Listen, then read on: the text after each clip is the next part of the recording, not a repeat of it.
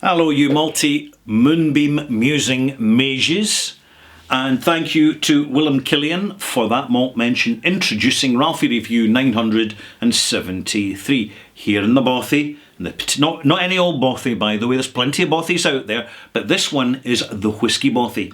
And it's where I sit and review quality single malt whiskies and other good quality spirits, share my experience with you and empower you to go out more empowered with your purchasing decisions so as that you have better returns for the money you spend. It's a fairly simple equation and it works. And I'm not going to disappoint you today. I am going to be reviewing Grad Dram 2019 from Luvians.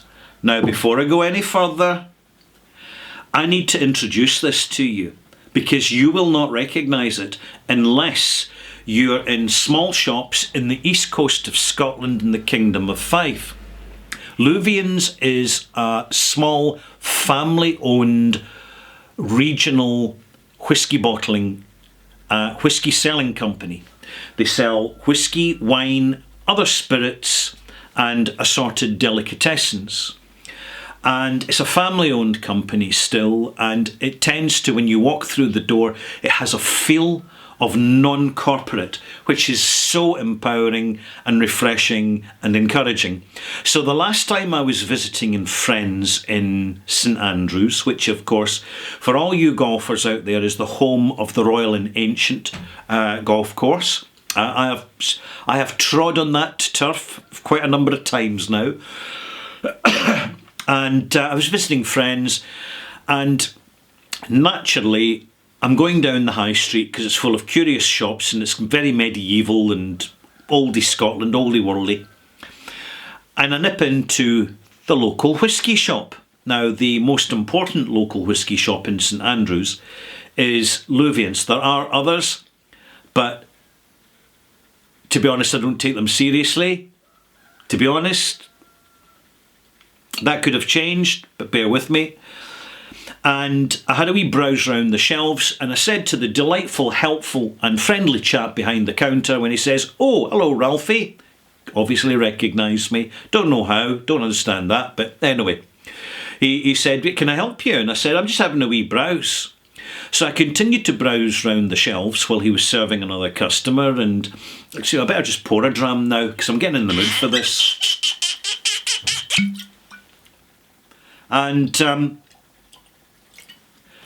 I saw the usual suspects, the whiskies I expect to see, the Laphroaigs and Bowmores and Macallans and Taliskers and all the stuff that I'm already kind of familiar with. And then I said something very, very important. I said, "Excuse me, what do you recommend I buy?" Because we can always say yes or no, whatever we're recommended in a specialist shop, we can always say yes or no. And what he recommended was the Grad Dram, which is an in-house, in-shop, annual release, independent bottling, and in this case sourced from signatory independent bottlers for whom they are sellers of their product. And it's basically to acknowledge all the staff that have been working for that year in the shop. Because of course you'll have staff who are seasonal, they're covering for holidays and for busiest time when tourists are around during the summer, and many will be part-time. But in that short space of time they're going to learn a huge amount about whisky because they're literally standing behind a counter beside a till, taking in the money and handing over bottles of whisky from left, right and centre. That's the best way to learn, is on the job. So that to commemorate their staff and to acknowledge the staff, they bottle the stuff and then they sell it. So it's an authentic and original idea. This happens to be for the 2019, and there's a few bottles left in the shop, I believe, because it's a slow seller, because people don't know about it until I come along. And it's Glenlivet, and it's from Signatory, and it was distilled in 2006 and bottled in 2019. So it's got a reasonable age behind it. I would say, 12 years old? I reckon 12, maybe 13. And it's bottled at 46%, and it should say unchill filtered, and it should say natural colour on it, but Louvians haven't got round to that yet. I'm sure they will. So, why did I buy it? Because it's unlikely you're going to find it. It's unlikely you're going to get a bottle unless you go to the whisky auctions, where the last person that bought a bottle of this picked it up for £40. I mean, that's a good price. The reason I'm reviewing this is quite simply to make you aware of such bottlings. It's increasingly the trend in the small independent retailers, and the not so small, the big online independent retailers. They bottle under their own labels some seriously good whisky, and half the time they're not grandstanding it with the prices. I mean, you'll pay a lot more for older whisky, but that's the way it goes. But with the younger whiskies, you can buy some really good quality for a decent price. Why is this? Because the specialist online and high street retailers are very important conduit for official bottlers and independent bottlers. They are the link, the vital link between the producer and the buyer. The retailer, the specialist retailer, is an essential cog in the mechanism, and as such, it is not in the interests of either an official distillery bottling or an independent bottling to try and palm off the retailers with rubbish. They're not going to do it. It's not in their interests. It's not good business. And therefore, when you go into small independent bottlers, it could be the Whisky Exchange, Master of Malt, Royal Mile whiskies. I mean, there's more and more of the specialist shops out there, and some of them are quite small. And don't underestimate for 1 minute the value of advice you can be given from staff who actually care about what they're doing. You'll soon suss that out if you know anything about whisky. You'll be able to tell from their manner, from their attentiveness, from the engagement. So I bought this completely on spec. Specification that it was recommended to me. And I have to say, you can tell by the fill level, I'm not disappointed. Is it natural colour? In my opinion, yes. And also, it's unchill filter because it goes cloudy when you add water. Glenlivet, sherry cask matured. What are we getting? Let's get into the meat and gravy of this whisky now. First of all, am I glad I bought the bottle? It cost me about £45. Yes, I'm glad I bought this bottle. It's very entertaining. It's full of drama. It's a bit over the top. It's a big, sweet fruit bomb. And it's not usually the style of whisky I particularly like. But in this instance, it's really well done. Nose, syrupy, oaky, woody, toffee, lots of toffee. Excellent sherry cask, by the way. Great sherry cask. The assertiveness of the original spirit that went into this cask is hugely intact and quite vibrant. It hasn't been kind of sanitised as you would get in a standard 40% bottling. It hasn't been diminished and it's not faded like that in a way that you would get in a 40% bottling. Wonderfully aromatic and spicy, and it's almost wooden toffee, wood flavours and toffee flavours combined. I get the impression actually this sherry cask's more European oak than it is American oak. It's just a hunch. I'm not getting excessive vanilla, although there's notes of vanilla in there. The nose it's almost syrupy. Taste.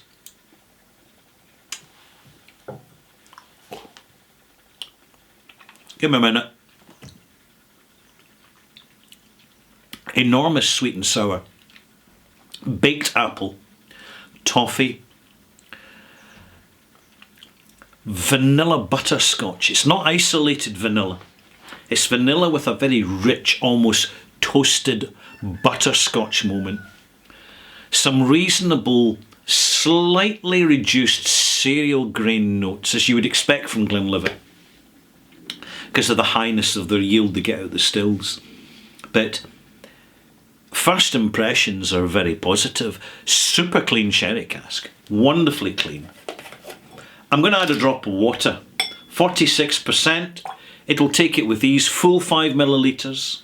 In fact, I didn't give it a full 5. That's a full 5. There we go. It's a highly entertaining single malt. And it's made all the more entertaining by the fact that I'd never even have known about it if I just hadn't asked the guy behind the counter, and they said, well, it's not that expensive. You can see it's 46%. You can see it's from Signatory. So that kind of narrows it down. And it's an absolute banger of a malt. It really is. I'll come back to it. I've added water. It will start to, I think you can see it now, just a beginning of that slight hazy opaqueness that comes in from something being unchill filtered. The nose is becoming more fresh fruit, zesty, sherbety fresh fruit with mild ginger, a little bit of aromatic clove right in the background, a few green notes, gooseberry, guava, mango. The spices, sure, there's a bit of clove in the background, and you're getting almost, you're heading towards cinnamon, but not quite. So it's a sort of soft cinnamon or mock cinnamon note.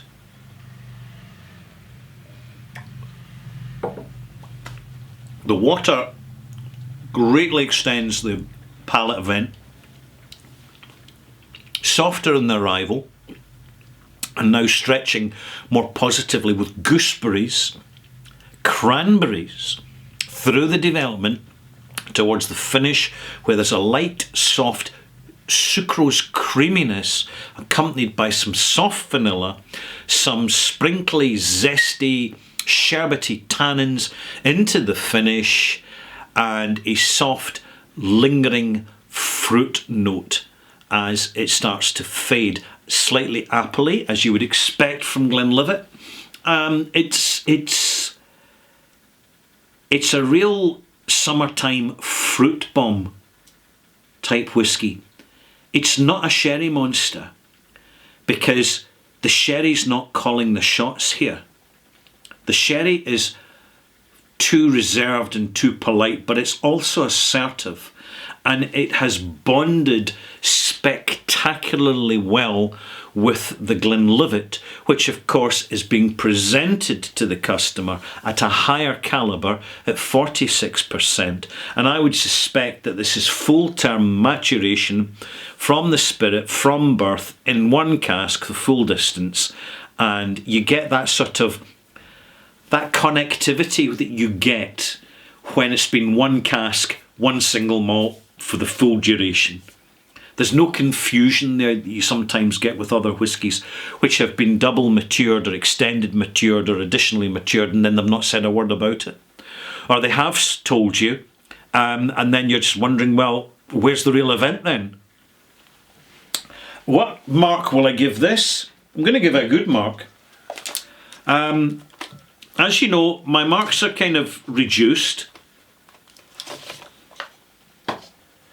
I'm not being 90 plus heavy anymore, but honestly, this is a really good mark of 84 out of 100 for this Grad Dram, an unusual, boutique, eccentric, isolated, single cask. It is a single cask whiskey from a small regional whiskey specialist shop that if you walk in, you might not even see these bottles on the shelves. There's only one way that you're going to find out about them, and that is by asking the staff that very simple, important question. Once you've sussed out the staff have an idea that they know what they're talking about, have some experience, and you'll soon be able to tell. You ask them that magical question, what do you recommend? They'll suss you out. Are you looking for a high-end collectible investable whisky? The one off the top shelf behind the glass cabinet with the lockable lock on it, the wee kind of silvery thing we need to get the specialist keys out the back office? No, no, no. They'll know you're a practical, sensible, logical, rational, reasonable, realistic whisky drinker, which the majority of us are, and we're just looking for bang for our buck. And we're prepared to take the risk, and we're prepared to explore, and we're prepared to take good advice. This is so important. And it's out there, and we can find it. And when we follow it, we're going to be rewarded. There's since been other bottlings, because it's an annual release. So you've got the 2020, 21, 22 bottling from another distillery. I don't know how good it is, but do you know, if I was going back to Louvians now, I'd say, well, what do you recommend? What do you recommend?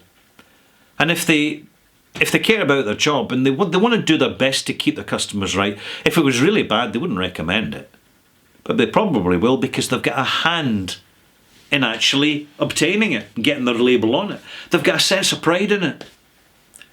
Because it's their job, it's their vocation. It's not a big paid job, far from it.